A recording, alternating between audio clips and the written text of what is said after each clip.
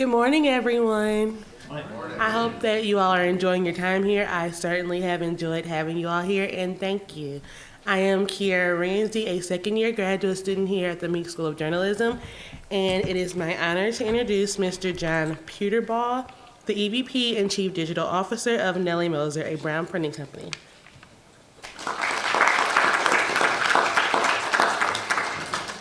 Thank you very much. I'm excited to be here and hopefully introduce a range of something I'm calling mobile activated media, and with focusing on mobile activated print. And so a lot to cover, so I decided to do a whirlwind tour so that if anyone's interested, it might spark an interest to get a sense of what's going on. I'm going to frame a little bit of what I mean by interactive print, introduce a little bit of terminology because it's a new area, show examples from the top 100 magazines since 2009, and then go through some successful campaigns and response rates. And if there's time permitting, I'll have a couple diversions about QR codes in the mobile world. One thing I want to say that I've been telling people, I'm very excited that we have an integrated marketing program here. I mean, I just looked through my contact list. Most of the people that we deal with are some form of integrated marketing. They used to be called merchandising and promotion people, and they're now being called integrated marketers. It's a very interesting area, and a lot of times I think the marketing department doesn't trust the salespeople with mobile right now, so they let them sell print and digital, and anything that comes in with an RFP from an advertiser about mobile goes to an integrated marketer. A little bit on my background. Bios are a little strange. I'm really an entrepreneur and technologist. I love ideas, and I'm very passionate, and I like people that are passionate about them. I was an early evangelist for putting voice into video game consoles. We built it out for the Xbox. Turns out, while you're trying to play basketball, you can't text to trash talk people, so you need to be able to talk while you're controlling a video game console. And then I was an early proponent for apps on mobile phones, and I'm all in now on mobile activated media. I spent a little too much time in school. The good news is I never officially graduated from my undergraduate school, so when they call for donations and support, I just make the claim that I really don't have a diploma from there, so I really haven't graduated. And I'm really bullish on print, so I hope that comes across. Nellymoser I started in March of 2000, and we were really trying to connect different types of media over the internet. We built the voice system for the Xbox, 2003. We launched the first apps for a lot of apps for MTV. We did the first Daily Show app and the Colbert Report. We did the first South Park app. We built out the solutions for Amazon when they launched Audible across BlackBerry and different devices to allow you to listen to audiobooks. And in the print space, we built the first universal scanner. We figured out that consumers didn't know the difference between QR codes and tags and watermarks, and we just built a scanner that you could point at and scan anything. So basically, again, founded the company in 2000, been in mobile since 2002. Since 2010, we've been in this mobile activated media space. We've deployed actually 1,500 print to digital campaigns. So I'm going to show you some of that today. And as of April this year, we're now a division of Brown, which is a Gruner and Jahr company, which is owned by Bertelsmann. And I still don't understand the entire structure. Our customers are 50 of the top 100 magazines and a lot of brands and media companies. So we do a lot of work with Target and Whole Foods, as well as agencies, Mullen, RGA, and so forth. One thing that might be interesting to this group is we actually have the only database where we've analyzed all the mobile activations in the top 100 magazines. So we know every editorial piece and advertising piece that had a mobile call to action in it. And we've kept the data, and our goal is to use this to inform best practices. So I'm going to not only share some examples today, but go through some of this data. Basically, the company, what we do is we're activating brands through mobile. We think of the phone as a way to extend and enhance traditional media. So we're basically bridging print to digital, media with digital, what I think of as the static and the social. The reason I'm excited about mobile is it allows you to turn interest into action. So through the editorial process, as you create and curation to create interest, the phone is with you, and it's a remote control for the world. It allows you to take action. And what's particularly interesting about it is most people say it's at any time, any place. The most interesting thing about mobile is it's actually at specific times, in specific places, in context. And so as such, I think of mobile and social not so much as channels, but amplifiers, and they amplify traditional media, which I mean by that by print, radio, TV, and so forth. To really talk a little bit about interactive print, Basically, using your phone, you now can share print straight off the page, so you can share content. You can shop straight off the page. You can bring the magazine to life through video. And you can make the entire issue interactive. Playlists, sponsored places, recipes, and so forth. And Digimarc and Layer are going to talk a lot more about this today. If you want a little quick history of interactive print and ads, early 90s, if you look at ads, you'll see a 1-800 number. So there's a Ford ad in the bottom-hand corner. So the interactive piece was you'd call, and that would be your direct response vehicle. Then in the mid-90s, you start seeing a URL. It didn't come off very well here, but Ford.com at the bottom. Then you get into codes. So you had these Microsoft tags that started appearing on ads, QR codes, and then eventually, here's a Layer example. You can actually use the phone then to transform the page. So that's kind of the history of interactive print quickly, and I'll go through this in more detail. A little bit on terminology. So we coined a word called action code to be a general term. So there's a whole bunch of symbologies and response vehicles that you can use to activate content. And we've decided to use the word action code, and it's basically a trigger. So you can translate these triggers by the phone into an immediate, actionable piece of content. And it's a mess. There's a bunch of stuff. Like all standards, when the early internet was adopting, like how you got on the internet and the URL, it was a mess. Same thing in mobile right now. You have UPC codes, you have text codes. The one in the middle is a ZOOV code, a star code. You have all these different types of 2D formats, JAG tags and snap tags and Microsoft tags and easy codes and QR codes.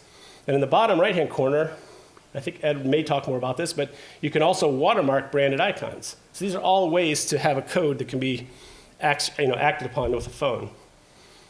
We've also, since you get into image recognition and augmented reality, we've been using a word called activation points. And so the more general term is to say an activation point is anything that which you can scan and kind of trigger interactive content off of. And there's a whole range of activation points. And it's basically any link that can be translated into immediate and actionable content. QR codes, watermarks, image recognition, NFC. And basically a lot of the content consists of having these activation points, some of which are action codes, that trigger some set of interactive content that you're using to drive as part of some integrated marketing campaign or some kind of editorial program. I'll make two distinctions.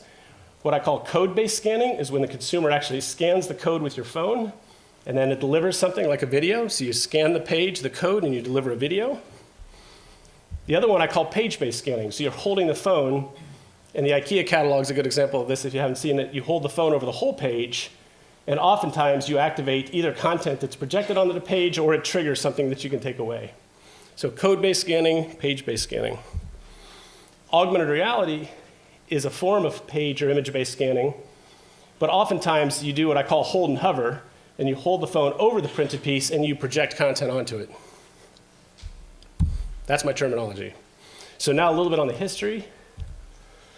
You could actually go, I'm actually teaching a whole history of interactive print right now, and you could actually go back to the 60s and so forth, but I'm going to just, for the purposes of today, fast forward to 2009. Golf Digest puts in Microsoft Tag. Condé Nast was an early adapter in this space, and basically you could watch golf swings and stuff right off the page. And so Microsoft Tag was kind of one of the early adopters. Long time, the swimsuit issue at this time, 2010, had a JAG tag to activate content straight off the page. Shortly after that, Lucky started to use Microsoft Tags. You see the color logo there to bring editorial videos to life. So you'd scan the code, and you would watch videos. Then you see, still in 2010 here in August, 17 comes out with a branded Microsoft Tag there. And Allure uses it to do their free giveaway issue. Over 32,000 giveaway items. And this is a theme I'll come back to. The most successful interactive print programs are programs that have done stuff in print. If the magazine has done it for 100 years, coupons, giveaways, sweepstakes, reader response cards, if you use mobile to make those easier, so you don't have to find a stamp, you don't have to go on the internet, if you just can engage right off the printed page, those are successful programs. Teen Vogue had a whole issue called Fall into Mobile here around this time frame. Lots of codes on ads and in editorial pieces. and they drove to stuff so you can actually win, view videos, subscribe, a blend of kind of consumer marketing and branded content. So this is when we started keeping data. At this time in Q4 2010, nearly 50% of all magazines had at least one action code in them. What's really interesting, if you look in the lower right-hand corner, Microsoft Tag was just close to 82% of market share. 41% or 42% of the use of action codes was through editorial teams. Here you can see about 52% went to video. And so if we fast forward a little bit, you can see this evolve here through 2011. The bottom orange line is the editorial use of codes, and the top line is the advertising use of codes. And again, what you're doing here is just we have a team that counts every code on every page. And so if you go to page 32 of Lucky Magazine and there's a Microsoft tag or a QR code or something, we keep that and mark it and then keep the date on it. So in 2011, the post-scan experiences, the majority of them went to videos, followed by opt-ins or sweepstakes, and then purchasing, links to online buying. So I'm going to show some more examples, and then we'll kind of come back to what 2012 looks like. All this data is freely available, so I'm going through it fast. I'm happy to make it available to anyone. Swimsuit issue then launches with watermarks, and Ed will talk more about this, but you take essentially the full image here it has an invisible watermark on it. And so you could scan it, and here's the instructions, so you can watch straight off the page scanning of the code. But once you get into invisible watermarks, you have to have some type of symbology up in the left-hand corner to tell you that this is in fact enhanced content. And so that's a lot of things. You'll see the theme, and then after that, you'll see House Beautiful. I don't know the exact, do you know, Ed, when they started doing it? About a year and a half ago. Yeah, so early on, activating the entire image, lower right-hand corner telling you this page is activated. Probably before then, Lucky started using branded icons in the lower right-hand corner that are watermarked, so you could scan that and essentially shop the whole page. So you scan that icon, code-based scanning, and you get the products that are listed on the page to purchase. In the US, you start seeing augmented reality come on the scene. So this is 2012. The whole cover of the March Madness issue for Sports Illustrated, when you hold your phone over there, it projects 3D content onto there, and it was an ad program. So you essentially hold the phone over the printed page, you click on the 3D TV sets and get videos, and it drives to some type of post view. Around this time, Time Magazine did the wireless issue, and so then the editorial pieces, those little target icons, were their branded icon or call to action, and you scan those, and it led to editorial video content. So when you scan it, you got the video content right off the page. And then in 2012, you see 17 come on, and they watermarked the whole issue. Every item, you scan the product, and you can add it right to a shopping list straight off the page. So you can now fast forward a year, and a lot has happened, but I'll just give you a sense. This past September issues of 2013, you had 20 magazines of the top 100 that had a lot of interactive content in them. And I'll just give you a flavor of it. So for example, InStyle, Harper's Bazaar, and more all used AR activations. And so you bring the page to life by projecting buy buttons and different content on there. The lifestyle groups over time, Real Simple, Southern Living, Cooking Light, all were allowing you to use watermarks to scan to get recipes and different types of content straight off the page. A lot of the Hearst titles were using what's considered a clip, save, and share capability. So you can actually scan every page, clip it, save it, and share it. And then finally, most recently, you're using image recognition to go straight from the page to a product guide. And so this is Shop Redbook. So you've seen there's a lot of activity, so now I'll go a little bit through the data on this. In 2012, we went through 173,000 pages and scanned close to 8,500 codes. So you'll see at this time, code-based activations are the majority of the content. I'll put Digimarc in the middle because they're both page-based and code-based activations. So you can see the Onset, Erasma, and Blipper are augmented reality technologies. And again, this is 2012. So I'll let Martin tell you about traction here with Layer here soon. Basically, in a nutshell, QR dominates the market at that point, 2012. About 10% of all ads now in print have some type of mobile activation. And page-based activation scanning is starting to really take off. It's about 18%. Here's what it looks like year over year. So in the green is 2012, and the blue is 2011. Again, it's just the unique action codes placed in the top 100 magazines. You see a spike at the September issues, and then you see a spike at the holiday. And we're seeing the growth continue for this year. We'll be releasing the data for 2013 here the next quarter.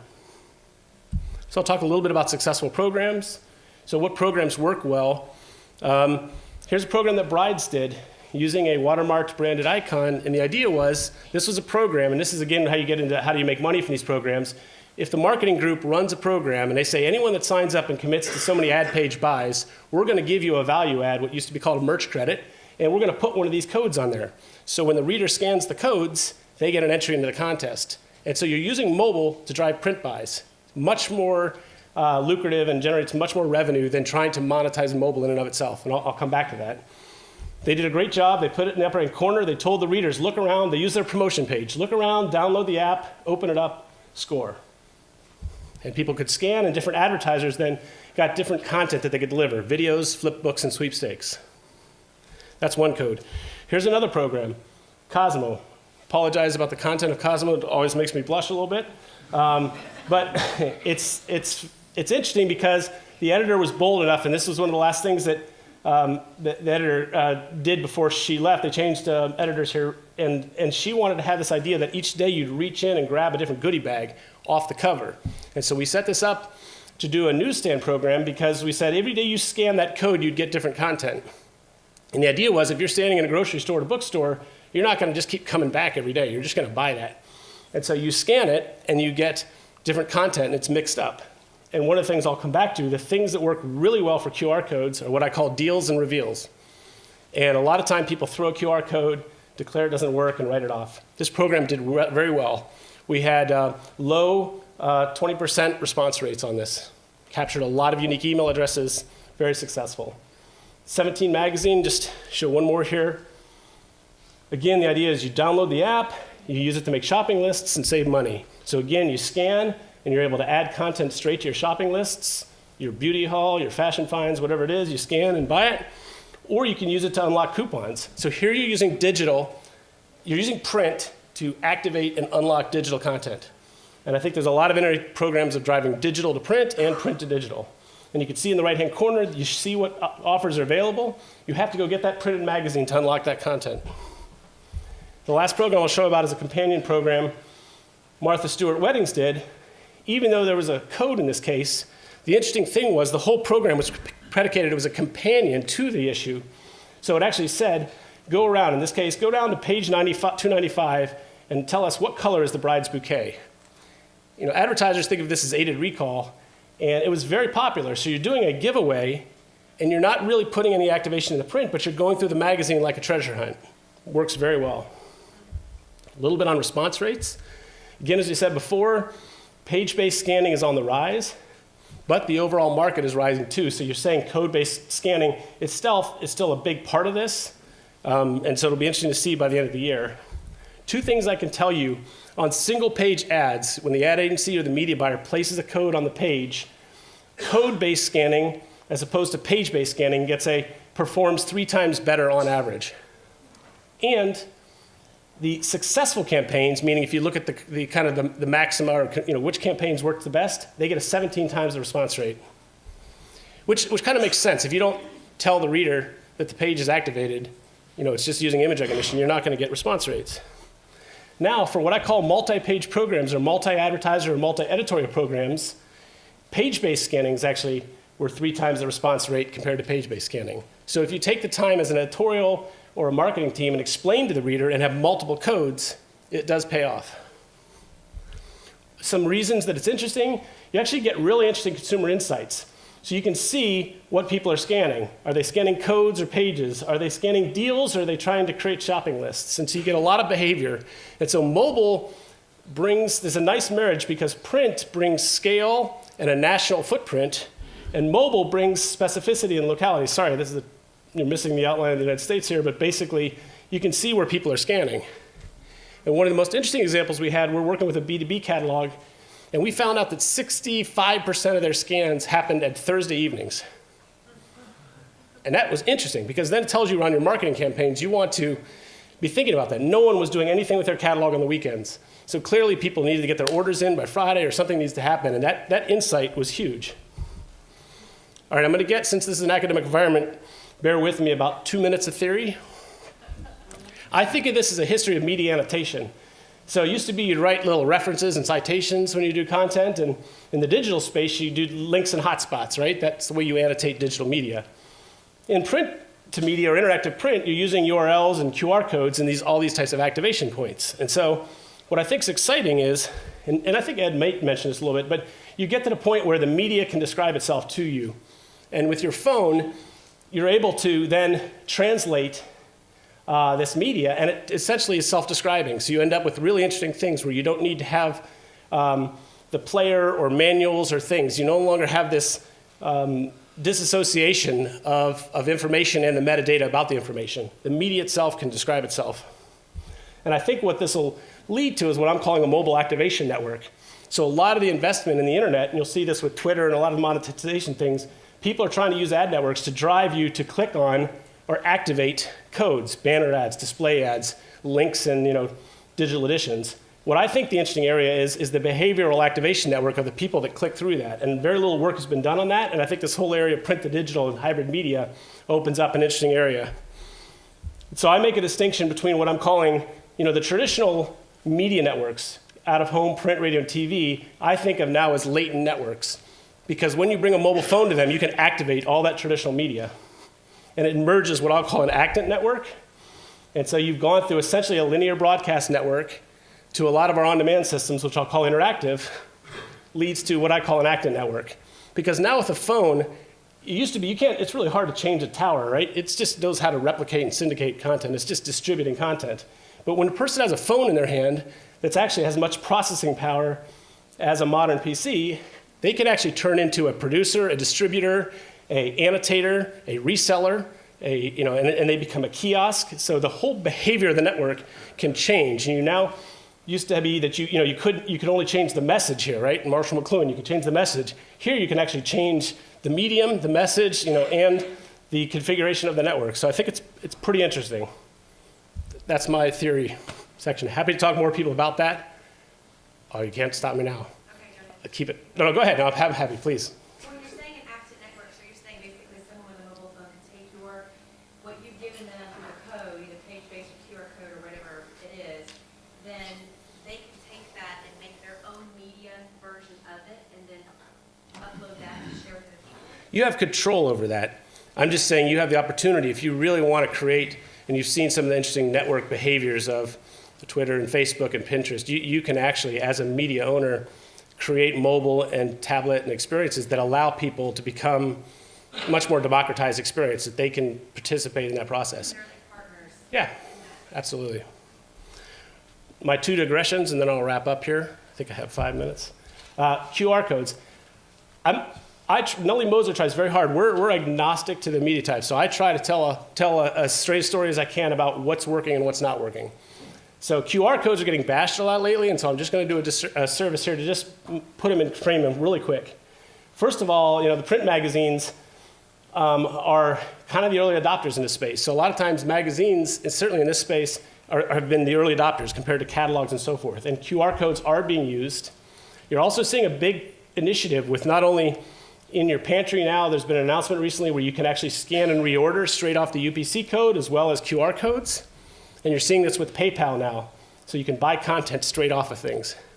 We see this. We've done experiments and trials with P&G. So you'll see they're looking very seriously at response rates here.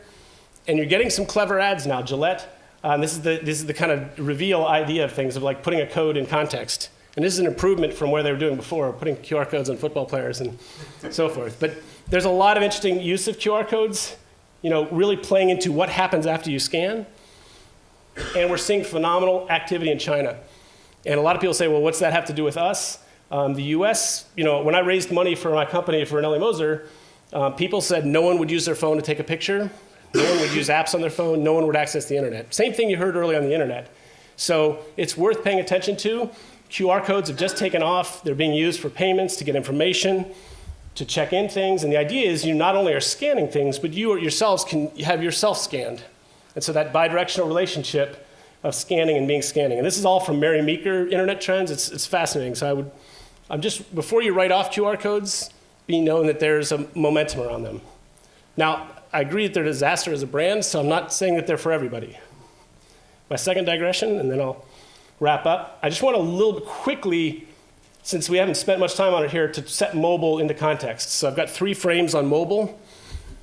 My first one is, if you think about the history of print, these slides are not going to come out now because of the grayscale, sorry. It used to be you went for fixed page construction. And so a lot of the early web design was based on fixed layouts. And then people moved to fluid layouts, and hence responsive design. And responsive design was to set up to solve a PC problem where you had multiple browsers that were shaped around.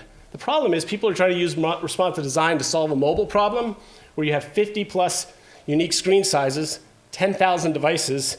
Android alone has 4,000 devices. So it's much more fragmented than any of the head-end formats in cable, much more fragmented than the print formats. And so delivering video alone has a ton of barriers to it. Different consumer brand touch points, technologies, access points, and devices. And so it's very fragmented. So when you're designing, so those of you that are designers here, the dimensions of a mobile user experience are very different than a print dimension. You have to take into account bandwidth, processing speeds, web technologies, and different screen sizes. Mobile, number 1. Mobile 2. Mobile is disrupting businesses. We saw this morning with Blockbuster closing. A lot of mobile and digital technologies are causing us to reimagine, and this comes out of a lot of the Mary Meeker stuff, reimagining magazines, books, news, yellow pages, and couponing. And so you have big businesses being utterly transformed and reimagined, a lot to do to mobile. So, and my final thing on mobile, just to give you a few little numbers, if there's roughly about 7 billion people in the world, close to 2 billion drink Coca-Colas, a little over 4 billion use a toothbrush, close to 6 billion are active mobile users. This slide's overused, but it shows the contrast of going to a concert between 1990 and 2010.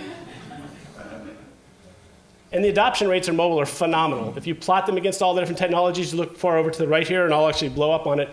That mobile internet on the far right, the adoption rate is faster and faster. You look at this for the tablet adoption, that bottom green line was the iPod adoption rate if you look at the first 8 quarters after it was launched. And I'll tell you at the time, that iPod adoption rate seemed really fast. If you look at the blue line now, that's the iPad adoption rate. Phenomenal. Look at this first 15 days of the iPad Air launch.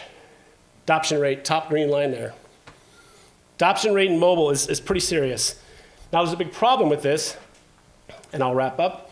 The monetization problem is still difficult. There's a lot of interesting stuff, and I don't have time to get into it now, but there's a lot of work on content not being king. So the different price for networks, if you look at the mobile networks, the post office, and so forth, the people that own the networks is a much, much bigger business than the people that produce the content.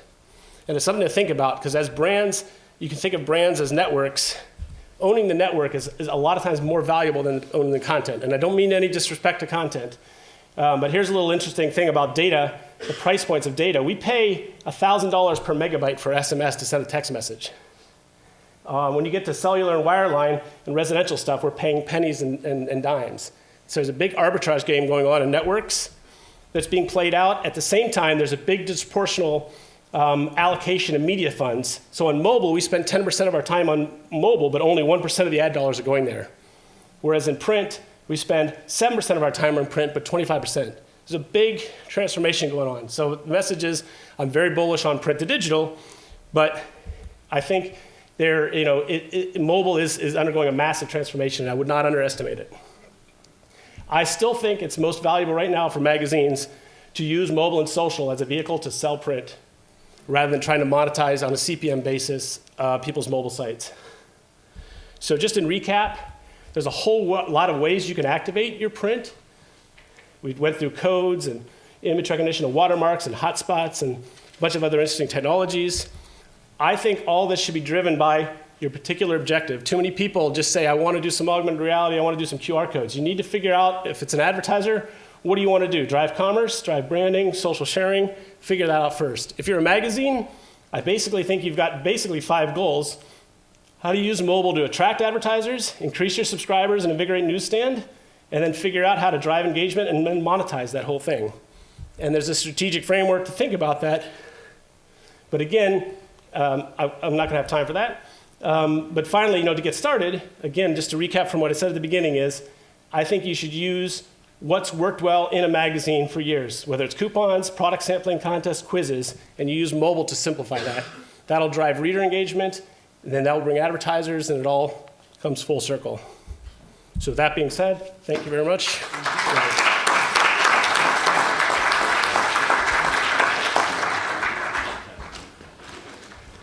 Question?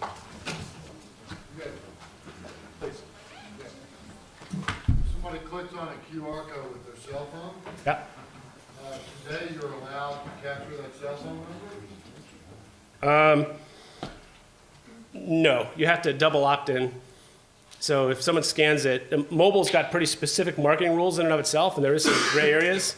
But if you scan it and you want to then market back to them, you have to do the proper opt-ins like you would for a sweepstakes or a contest to use their data and to market back to them. You certainly have that data.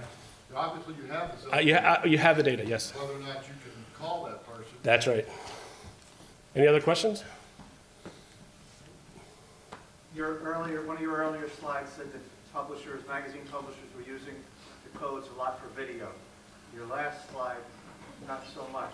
Is video popular with people with QR codes, or not? They're not really interested? I think the reason people use it a lot, it's easy to do. People are producing video for their websites. To link a code to a video is the easiest thing you can do.